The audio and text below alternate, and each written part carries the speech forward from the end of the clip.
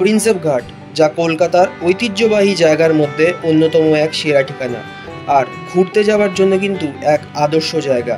Prinsep ঘাটের কথা শুনলে কিন্তু প্রথমে মাথায় যা আসে তা হলো গঙ্গার ধারে বসে বন্ধুদের সাথে অতিরিক্ত সময় কাটানো, কিংবা মাটির ভারে চা নিয়ে গল্প করা, আড্ডা দেওয়া আর প্রিয় মানুষের সাথে সময় কাটানো। আজকের এই ভিডিওতে আমি আপনাদেরকে প্রিন্সেপ ঘাট ঘুরে দেখাবো আর শোনাবো প্রিন্সেপ ঘাটের সেই পুরনো ঐতিহ্যবাহী ইতিহাস। আর আপনাদেরকেও জানাবো প্রিন্সেপ ঘাট যেতে মোট কত টাকা খরচা হয় আর কী বৃত্তান্ত, আর আপনারা এলে কোন জায়গায় বা ঘুরবেন। আর দেখাবো প্রিন্সেপ ঘাটের সন্ধেবেলায় বেনারস স্টাইল গঙ্গা আরতি। ভিডিওটিকে এন্ড অবধি দেখবেন, একদম স্কিপ করবেন না। চলুন ভিডিওটি শুরু করা যাক।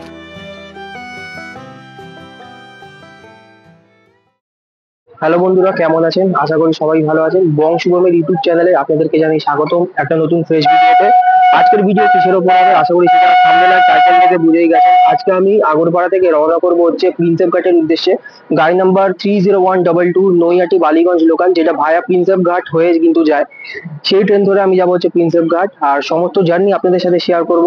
প্রিন্সেপ ঘাট ঘুরে দেখাবো সমস্ত জায়গা আপনাদের, আর শোনাবো হচ্ছে প্রিন্সেপ ঘাটের পুরনো ইতিহাস। তাই ভিডিওটিকে একদম স্কিপ করবেন না, এন্ড অব্দি দেখুন। চলুন তাহলে ভিডিওটি শুরু করা যাক। আসলে ভিডিও বানাতে বানাতে কখন যে ট্রেন চলে এসছে তা আমি খেয়াল করিনি। এই জন্য দৌড়ে এসে আগে ট্রেনে উঠলাম, গেটের ধারে একটা জায়গা নিলাম, তারপর ভিডিও কন্টিনিউ করছি। আর আমার কিন্তু আগরপাড়া থেকে প্রিন্সেপ ঘাট অবধি এন্ড টু এন্ড ভাড়া পড়েছে মাত্র 10 টাকা।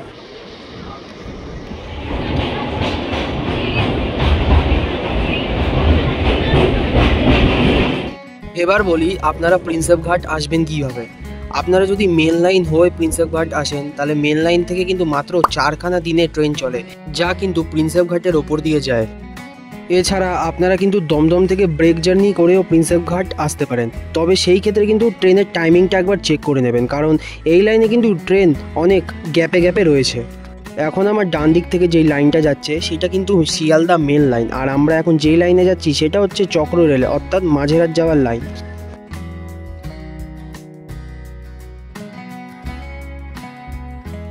আর আপনারা চাইলে কিন্তু বাসে করেও প্রিন্সেপ ঘাট আসতে পারেন। সেই ক্ষেত্রে আপনাদের কিন্তু বাস ধরে বাবুঘাট স্টপেজে নামতে হবে, আর সেখান থেকে মাত্র 5 থেকে 7 মিনিট হাঁটলেই আপনারা প্রিন্সেপ ঘাটে পৌঁছে যাবেন।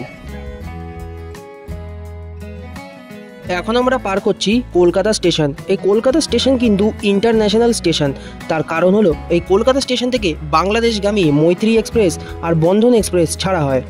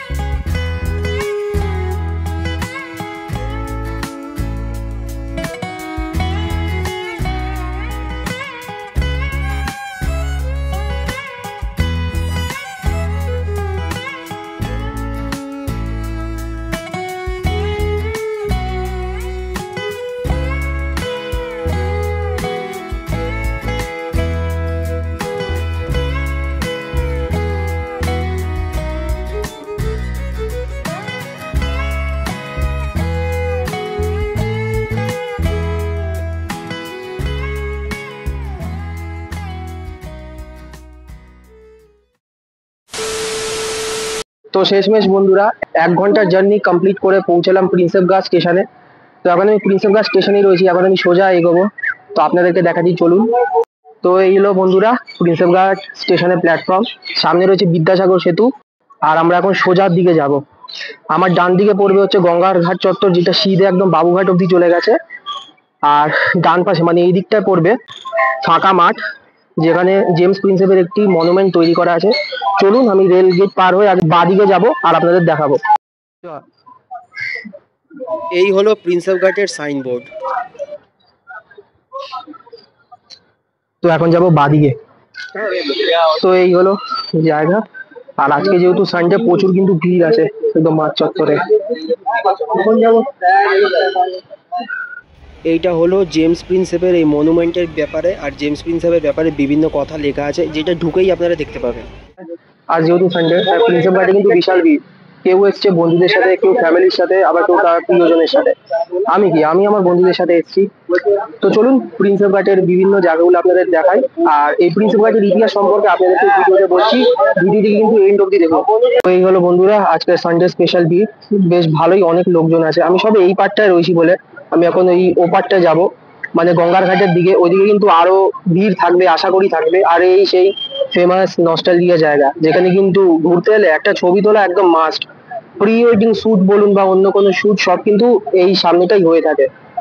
চলুন এবার প্রিন্সেপ ঘাটের ইতিহাস সম্পর্কে বলি। প্রিন্সেপ ঘাট হলো 1841 খ্রিস্টাব্দে ব্রিটিশ রাজত্বকালে ভারতের হুগলি নদীর তীরে নির্মিত একটি ঘাট। জেমস প্রিন্সেপের স্মরণে এই প্যালেডিয়ান বারান্দাটি ডব্লিউ ফিট জেরাল্ড দ্বারা ডিজাইন করা হয়েছিল এবং 1843 সালে এটি নির্মাণ করা হয়েছে।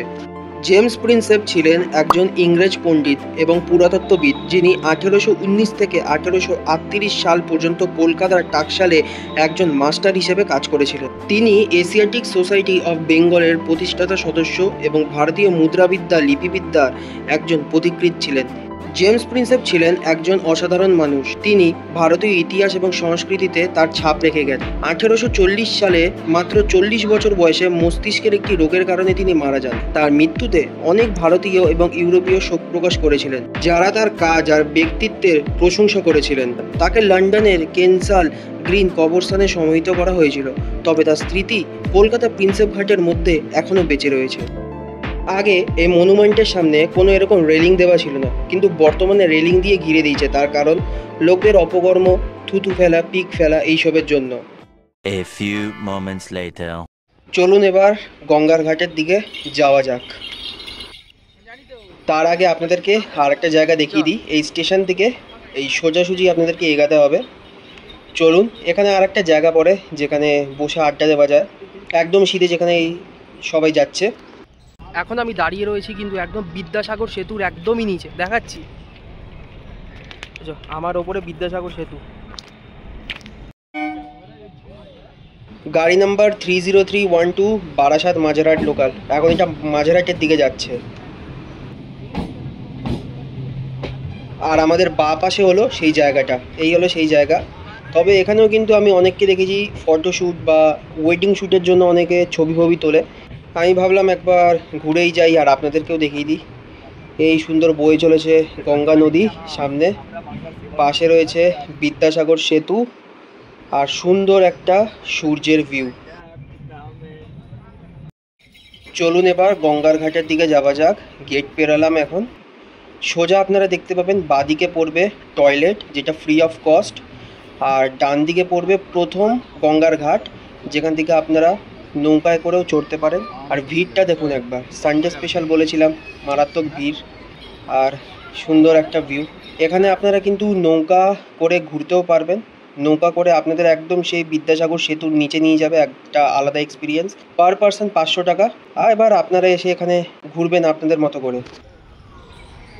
এখন আমি সোজা এগিয়ে চললাম বাবুঘাটের দিকে, আর একদম সিধে যেতে হবে। গরম মারাত্মক লাগছে। আর এই দেখুন দুধারে সব তার প্রিয় মানুষদের সাথে বসে গল্প আড্ডা দিচ্ছে। আর আমি কিন্তু একদম সিধে যাচ্ছি। সোজা গেলে আমরা কিন্তু আর একটা সেকেন্ড ঘাট পাবো, সেটাও দেখাচ্ছি আপনাদের। এই হলো বন্ধুরা সেই দ্বিতীয় গঙ্গার আর একটা ঘাট। এখানেও কিন্তু মারাত্মক বেশ ভিড় রয়েছে, দেখুন সবাই বসে গল্প আড্ডা দিচ্ছে, সেই লেভেলের ভিড়। তবে এখান থেকে কিন্তু নৌকা ছাড়া হয় না। প্রথম ঘাট থেকেই একমাত্র আমি দেখলাম নৌকা ছাড়ে। যেতে যেতে আবার দেখা পেলাম নৌকার, তবে এগুলো সব সাইডে দাঁড় করিয়ে রেখেছে, ছাড়ে না। এইটা হলো কলকাতার পোর্ট ট্রাস্ট লাইসেন্সার অফিস, এখানে প্রবেশ নিষেধ।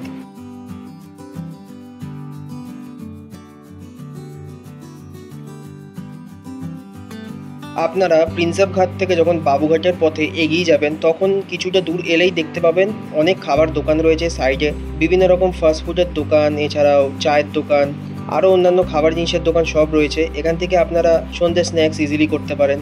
আর ভিড়ও থাকে প্রচুর, সেটা ভিডিওর মাধ্যমে কিন্তু দেখতেই পাচ্ছেন। দেখুন সবাই আড্ডা দিচ্ছে এখানে বসে। আগেই বলেছিলাম আড্ডা দেওয়া হোক আর গল্প করা, সব থেকে সেরা ঠিকানা হলো এই প্রিন্সেপ ঘাট। দেখুন ওই দূরে দেখা যাচ্ছে হাওড়া ব্রিজ। এখন সামনে যে ঘাটটি দেখতে পাচ্ছেন সেটি হলো গোয়ালিয়র ঘাট। কলকাতার সবচেয়ে পুরনো ঘাটের মধ্যে এটিও কিন্তু একটি। রাস্তায় যেতে যেতে দেখা পেলাম এরকম বটগাছের তলায় হনুমানজির একটি সুন্দর মূর্তি। খানিকটা দূর এগিয়ে আসার পর দেখতে পেলাম আর একটা মন্দির, এরকম মহাদেবের মন্দির রয়েছে, সাথে আরও অনেক ভগবানেরও মন্দির রয়েছে, দেখাচ্ছি সবই। এই সামনে রয়েছে আরও অনেক মন্দির, দেখুন রাম, সীতা, লক্ষ্মণ এবং হনুমানজিও রয়েছে। শ্রী শ্রী গঙ্গেশ্বর মহাদেবের মন্দির, এই সেই দৃশ্য। সামনে যেটা দেখতে পাচ্ছেন সেটা হলো কলকাতার পোর্ট অফিসার্স ক্লাব। এখানে আপনারা কোনো রিসেপশন হোক বা কোনো ইভেন্ট বা পার্টি সরাসরি আপনারা এখানে এসে বুক করতে পারেন। এখানে অনেক পার্টি হয়ে থাকে যেগুলো আমরা দেখি টিভিতে, যে মাঝগঙ্গায় লঞ্চে করে পার্টি হচ্ছে, সবই এখান থেকেই বুক হয়। আর আমরা পৌঁছালাম বাবুঘাটে, আর এই পাশে রয়েছে রেলওয়ে স্টেশন। এই হলো বাবুঘাটের সন্ধে আরতির দৃশ্য। তবে এখন থেকে ভিড় কিন্তু প্রায় জমেই গেছে। ডান পাশে রয়েছে ইডেন গার্ডেন স্টেশন আর সামনেই বাবুঘাট। আপনারা সন্ধে আরতি দেখতে এলে ইডেন গার্ডেন স্টেশনেও নামতে পারেন। আপনাদের আরতির টাইমটা একবার বলে দিই। এখন যেহেতু গরমকাল চলছে তাই 5:30 থেকে 6টার ভেতরে কিন্তু আরতি স্টার্ট হয়ে যায়। তবে এখনও স্টার্ট হয়নি, কিছুক্ষণ পর হবে। সমস্তটাই দেখাচ্ছি আপনাদের সাথে। তো বন্ধুরা আরতি কিন্তু স্টার্ট হয়ে গেছে। আমি সামনে তো বসার জায়গা পেলামই না, সাইডে দাঁড়িয়ে দাঁড়িয়ে দেখতে হচ্ছে। তো এনজয় করুন আরতিটা।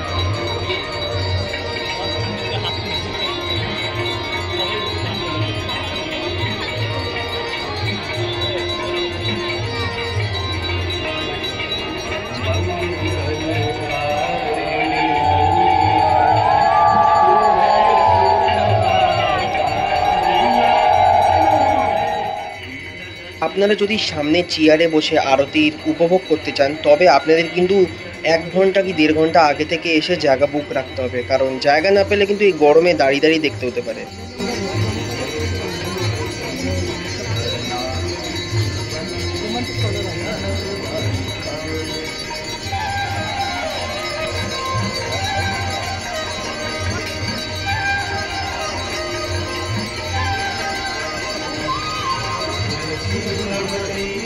তো বন্ধুরা আরতি দেখা কমপ্লিট হয়ে গেল।